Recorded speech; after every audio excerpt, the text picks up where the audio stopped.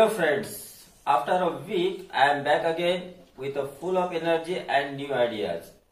Now from today you will get a daily one video of mathematics, that is scholarship of 8th standard. Okay, उसके पहले अगर आप मेरे channel पे नए हो तो प्लीज चैनल को पहले सब्सक्राइब करो, बेल आइकन को प्रेस करो, ऑल को प्रेस करो, ताकि जैसे ही मैं मेरा नया वीडियो अपलोड करता हूँ उसके नोटिफिकेशंस आपको सबसे पहले मिल जाए। तो चलो स्टार्ट करते हैं आज से नया lesson, that is triangle and properties of triangle. तो ट्रायंगल आपने 5th स्टैंडर्ड से पढ़ा है, 7th स्टैंडर्ड में भी आपने ट्रायंगल के प्रॉपर्टीज को पढ़ा है। ट्रायंगल्स क्या होते हैं, उसके पार्ट्स क्या होते हैं, फिर उसकी जो प्रॉपर्टीज है, angle sum property of triangle, extreme angle properties of triangle and so on.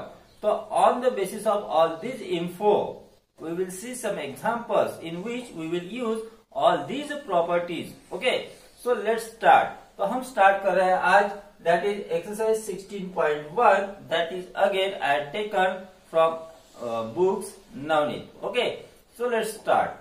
The first question is that in triangle ILK, side LK is 3 centimeter more than side IL.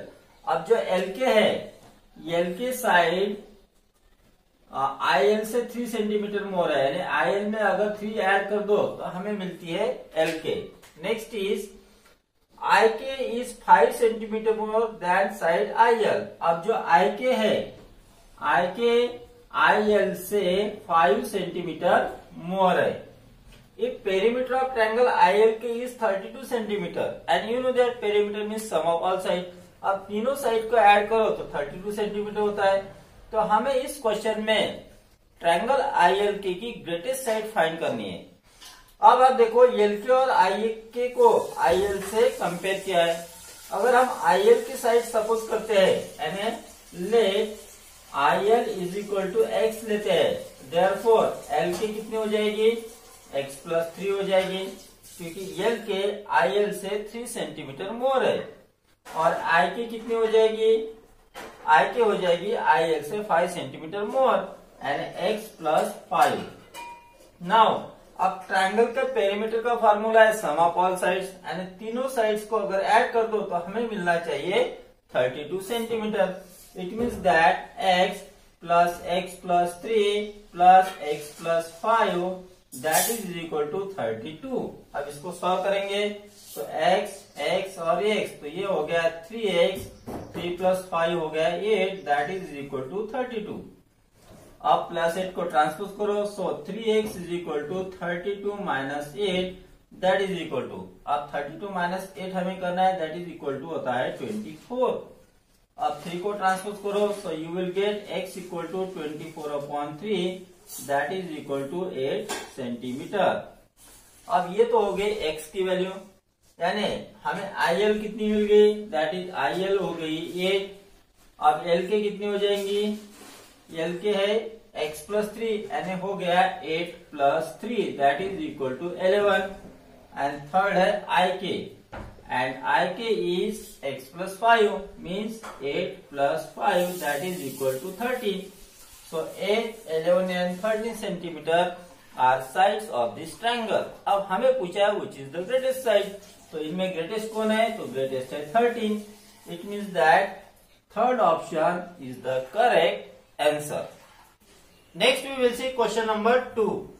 अब यहाँ पे एक हमें फिगर दिया है, that is triangle ABC दिया है। अब इस फिगर में क्या कहा है, BD और AD कॉन्ग्रुएंट है। BD कहाँ पे है, दिस इज BD और ये हो गई AD, this two sides are congruent. अब देखो कि यहाँ पे जो ट्रायंगल ABD है, इस ट्रायंगल में जब दो साइड सेम आए, इसका मतलब वो कौन सा ट्रायंगल हो गया, that is isosceles triangle.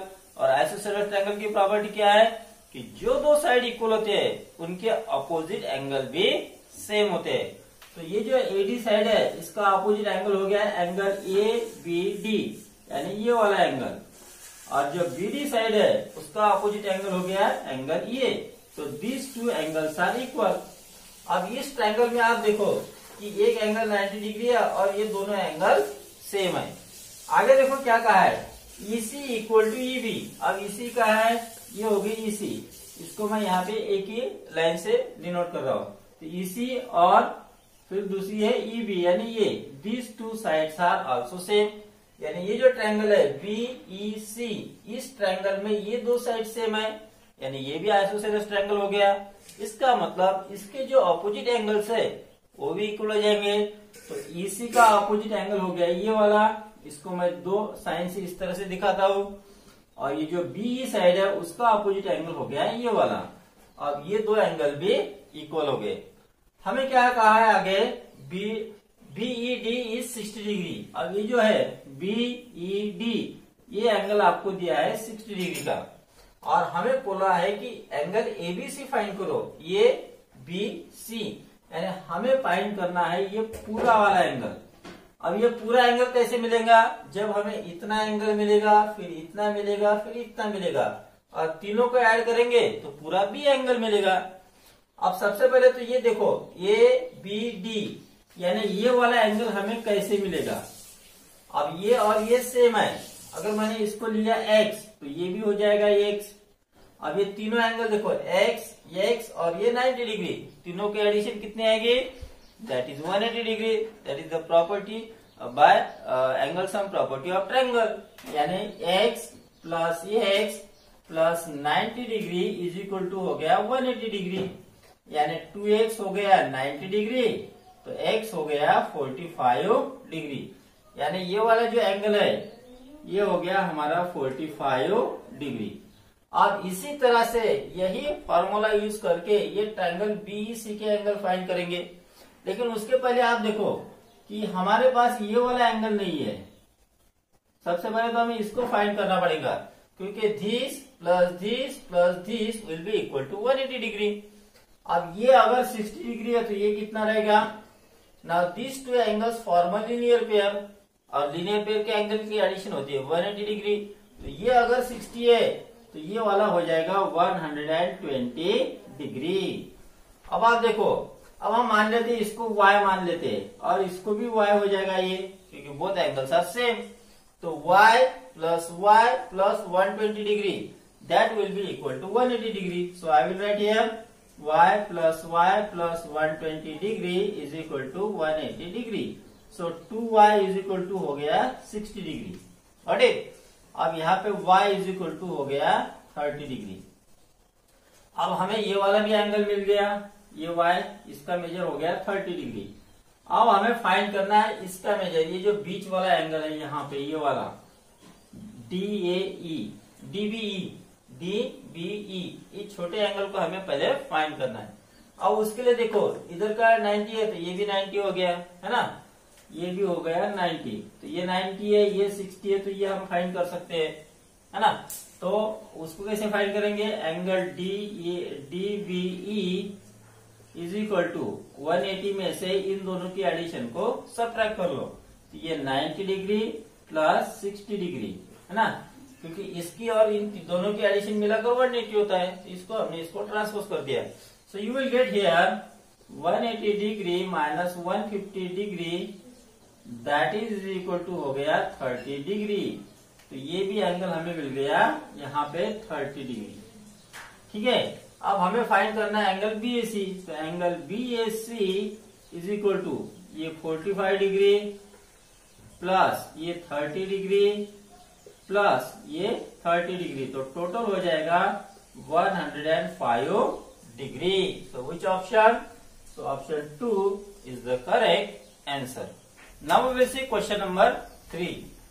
The measures of angles of a triangle are shown in the figure. यहाँ पे एक ट्रायंगल एबीसी दिया है, और यहाँ पे एंगल ए, एंगल बी और एंगल सी के मेजर यहाँ पे दिए गए हैं। हमें यह पूछा है on the basis of this what kind of triangle can be formed in the figure. तो हमें यहाँ पे ये ट्रायंगल का टाइप फाइंड करना है।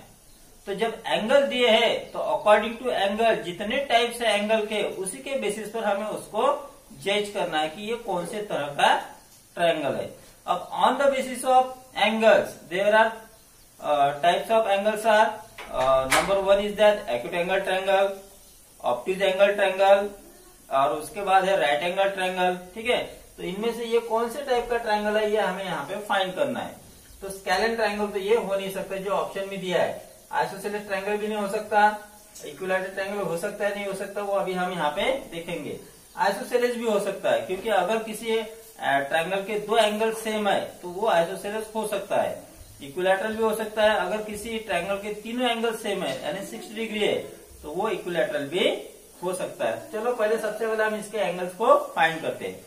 अब जब तीन एंगल दिए तो हम यहाँ पे प्रॉपर्टी यूज करेंगे bye angle sum property of triangle. और एंगल सम प्रॉपर्टी क्या है कि तीनों एंगल की जो एडिशन है वो 180 आनी चाहिए, यानी angle A plus angle B plus angle C that is equal to 180 degree. अब यहाँ पे क्या करो, सबकी वैल्यू पुट अप करते हैं। एंगल ए का मेजर कितना है 4x माइनस 12 है, प्लस एंगल बी का कितना है 5x प्लस 12 है, प्लस एंगल 6 का 6x है इक्वल टू 180 डिग्री। अब यहाँ देखो -12 प्लस 12 गेट कैंसल, 5 प्लस 4 9 और 9 प्लस 6 15, ये हो गया 15x is equal to 180 degree. That is equal to 180 degree upon 15 हो गया, सो 1 जा और फिर 2 जा, तो 12 डिग्री आ गया x की वैल्यू। अब यहाँ पे सब एंगल में x की वैल्यू हम पुट अप करते हैं तो हमें मिल जाएगी सभी एंगल, यानी एंगल ये इक्वल टू कितना हो जाएगा 4 इंटू 12 माइनस 12, तो यहाँ पे हो गया 48 माइनस 12, तो you will get here 36 degree. तो एंगल ये हो गया 36 डिग्री। अब इसी तरह से एंगल बी फाइंड करो, एंगल बी की वैल्यू है 5 into 12 degree plus 12 degree, that is equal to 60 और फिर हो गया 72, और फिर है angle C equal to 6 into 12 that is equal to हो गया 72 डिग्री। अब यहाँ पे देखो दो एंगल का मेजर सेम है, जब दो एंगल का मेजर सेम होता है तो वो होता है isosceles triangle. So which option? So option 2 is the correct answer. Next we will see question number 4 in the figure. अब यहाँ पे एक ट्रायंगल एबीसी दिया है, इस ट्रायंगल में एंगल बीएसी 70 डिग्री है, तो यानी ये वाला angle, this angle is given 70 degree. BD और सीडी, यहाँ पे देखो बीडी और ये जो सीडी जो दो साइड है they are bisector of angle B and C respectively. तो ये जो बीडी है ये एंगल बी की बाइसेक्टर है, यानी बीडी की वजह से एंगल बी के दो इक्वल पार्ट हो गए। उसी तरह से जो सीडी है वो एंगल सी की बाइसेक्टर है, यानी सीडी की वजह से एंगल सी के दो इक्वल पार्ट हो गए। अब क्वेश्चन क्या है कि बीडीसी का मेजर फाइंड करना है, बीडीसी यानी हमें इस एंगल का मेजर फाइंड करना है। अब इसका मेजर हमें तब मिलेगा जब हमें ये और ये इस बीडीसी ट्रायंगल में ये और ये पता रहेगा तभी ये मिलेगा। अब वो कैसे फाइंड करना? अब देखो ट्रायंगल एबीसी के तीनों एंगल की एडिशन 180 आएगी, है ना, और उसमें जो एंगल बी है वो हम ट्वाइस दिखाएंगे डीबीसी का, क्योंकि डीबीसी यानी इस एंगल का 2 टाइम्स लो तो ये पूरा एंगल होता है। उसी तरह से ये जो एंगल है यानी डीसीबी, इसका अगर ट्वाइस लो तो ये पूरा एंगल होता है ना। इस तरह से हम इसको सॉल्व करेंगे। या फिर दूसरा तरीका ये है कि ट्रायंगल एबीसी के तीनों एंगल को ऐड करो और फिर ट्रायंगल बीडीसी के तीनों एंगल को ऐड करो। ठीक है, तो चलो देखते हैं। सबसे पहले तो हम पहले फाइंड करेंगे angle A plus angle B plus angle C is equal to 180 degree.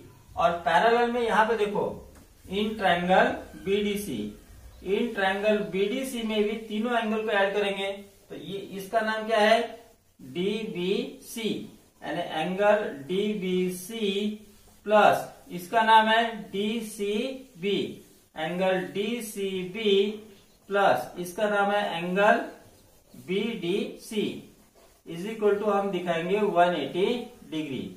अब ये जो है डीबीसी ये एंगल बी का हाफ है, आधा है, यानी ये वाला एंगल ये पूरे इसका हाफ है, तो इसको हम लिखेंगे half of angle B plus उसी तरह से ये जो है ये डीसीबी एंगल ये एंगल सी का हाफ है, तो half of angle C plus हम लिखेंगे angle BDC as it is equal to 180 degree. अब यहाँ पे देखो तीनों का डिनोमिनेटर सेम करो, तो यहाँ पे इसको हम 2 से मल्टीप्लाई करेंगे, so you will get angle B plus angle C plus twice of angle BDC is equal to 180 degree, और इसको लिखेंगे अपॉन 2, क्योंकि तीनों का डिनोमिनेटर सेम है तो न्यूमरेटर को ऐड किया, denominator as it is. So you will get here angle B plus angle C plus twice of angle B D C is equal to 180 degree. अब यहाँ पे देखो twice of B D C उधर लेके जाओ. वो क्यों? क्योंकि हम यहाँ पे क्या करेंगे, ये जो b प्लस सी है इसकी वैल्यू यहां से पुट अप करेंगे. So you will get here therefore twice of angle BDC is equal to 180 degree minus bracket में angle B plus angle C. नहीं, यहाँ पे BDC को लेके जाएंगे. So you will get here angle B plus angle C is equal to 180 degree minus twice of angle BDC. अब ये जो B प्लस C की वैल्यू है ये हम यहाँ पे पुट अप करेंगे. So you will get here A की वैल्यू है 70 degree plus 180 degree minus twice of angle BDC is equal to 180 degree. हमने B प्लस C की वैल्यू ये वाली यहाँ पे पुट अप कर दी. अब देखो 180 प्लस 70 करो तो यू विल गेट 0, 5 और यहाँ पे हो गए 2, तो वो आ गया 250 degree minus twice of angle BDC is equal to 180 degree. ठीक है, नहीं यहाँ पे थोड़ा गलत हो गया है. यहाँ पे जो 2 डिवीजन में है तो उधर लेके जाएंगे तो मल्टीप्लीकेशन में, तो यहाँ पे हो जाएगा 360 डिग्री. तो यहाँ पर भी हम लिखेंगे 360 डिग्री. ठीक है, ये 2 डिनोमिनेटर में था तो उसको ट्रांसपोज किया तो मल्टीप्लीकेशन में जाएगा. तो यहाँ पर हम लिखेंगे फिर से 360 डिग्री. अब इसको ऐड करते हैं. ठीक है, सो 0, 6 प्लस 7 13 3 और यहाँ पे आ गया 4. तो 430 degree minus twice of angle BDC is equal to 180 degree आ गया. Therefore minus twice of angle BDC is equal to 180 degree minus 430 degree. तो इसका आंसर आएगा फिर निगेटिव में. सब्ट्रैक्शन करते हैं, यहाँ पे आ गया 0, यहाँ पे आ गया 5 और यहाँ पे 2, तो हो गया minus 250 degree. Therefore, angle BDC equal to minus 250 degree upon minus 2 that is equal to हो गया 125 डिग्री. तो जो BDC एंगल है वो 125 का रहेगा. So which option? So option 3 is the correct answer.